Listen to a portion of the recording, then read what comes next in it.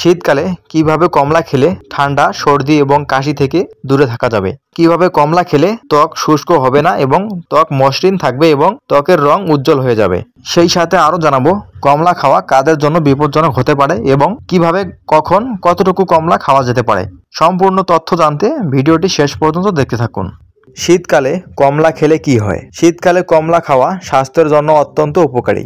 এটি একটি পুষ্টিকর ফল যা শরীরের জন্য প্রয়োজনীয় বিভিন্ন উপাদান সরবরাহ করে। কমলায় প্রচুর পরিমাণে ভিটামিন সি থাকে যা শরীরের রোগ প্রতিরোধ ক্ষমতা বাড়ায়। জেনে নিন কমলা খেলে শীতে কি কি উপকার পাবেন। সেই সঙ্গে আরও জানুন কমলা খাওয়ার কিছু সতর্কতাও।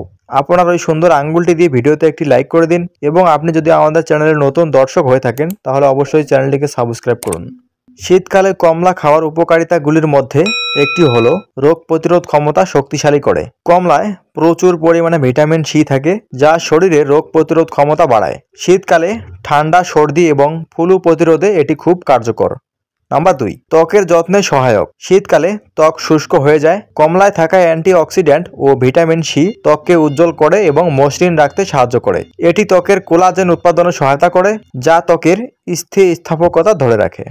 নাম্বার 3, হাইড্রেশনে সহায়তা করে। শীতকালে পানি কম খাওয়ার প্রবণতা থাকে যা ডিহাইড্রেশনের ঝুঁকি বাড়ায়। কমলায় প্রায় 80 থেকে 85% পানি থাকে যা শরীরকে আর্দ্র রাখতে সাহায্য করে। নাম্বার 4, হজম ক্ষমতা উন্নত করে। কমলায় ফাইবার থাকে যা হজমের সমস্যা দূর করতে সাহায্য করে এবং কোষ্ঠকাঠিন্য প্রতিরোধ করে। নাম্বার 5, রক্তচাপ ও হৃদরোগ নিয়ন্ত্রণে রাখে।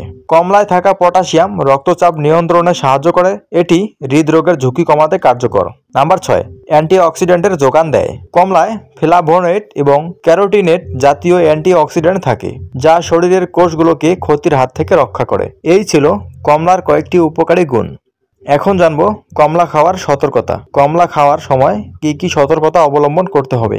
সতর্কতার প্রথমে যেটি রয়েছে, নাম্বার 1, অতিরিক্ত কমলা খাওয়া অ্যাসিডিটি বা পেটের গ্যাসের সমস্যার সৃষ্টি করতে পারে। নাম্বার 2, যারা ডায়াবেটিসে ভুগছেন তাদের উচিত পরিমিত পরিমাণে কমলা খাওয়া কারণ এতে প্রাকৃতিক চিনি থাকে। নাম্বার 3, খালি পেটে কমলা খেলে কিছু মানুষের অস্বস্তি হতে পারে। এখন জানাবো কখন কিভাবে কমলা খেতে হবে। নাম্বার 1, সকালে বা দুপুরে খাবারের পর কমলা খাওয়া সবচেয়ে ভালো। নাম্বার 2, তাজা কমলা বা কমলার রস খাওয়া যেতে পারে। নাম্বার 3, রান্না বা প্রক্রিয়াজাত না করে তাজা অবস্থায় খেলে বেশি পুষ্টিগুণ পাওয়া যায়।